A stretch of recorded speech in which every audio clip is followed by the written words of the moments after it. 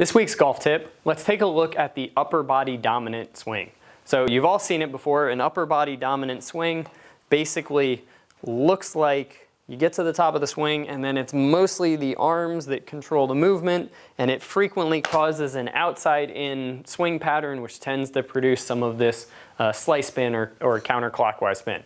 But it could also show up as someone who battles hooks, because what will happen is if I go outside in like this, but then I stand up with my body, now I can get steep and upper body dominant, but still use my stand-up move to bring the club from the inside.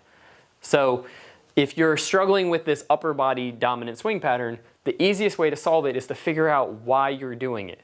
It does three really key things for the golf swing. One, it helps create speed. If you don't feel very powerful, or if you have some restrictions in your lower body that are going to prevent you from feeling powerful, then what will happen is using your arms is one of the fastest ways to create a feeling of speed in the club. It actually creates more force and not exactly speed, but that's a detail you don't really need for right now. The second thing that it does is it helps square the face. So if I create a whole lot of lag, you can see that that tends to leave the club face open unless I have some what we call shaft rotation. The other option is I can do an upper body dominant swing, and now that gets the club face pointing at the target, but it prevents me from getting into some really good impact alignments, and it limits my ability to have consistent bottom of the swing mechanics. The third thing that it does is it helps me control the low point. So it can be very easy for me to know exactly where the low point is going to be when my arms are straight.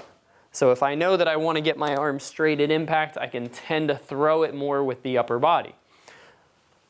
It can be harder, or it can be a little bit more of a challenge to delay that timing and control a low point more by the timing of when those arms extend instead of just knowing I'm going to get it fully straight. Because the tour average, especially with the driver, is to have about 40 degrees of bend in that right arm at impact. So if you're trying to get that right arm straight, you could be building the upper body swing pattern to support it. If you want to understand your swing pattern, stop by the Mike McGarrett Golf Academy and we'll help you figure out what's holding you back from your current goals and what you can do about it.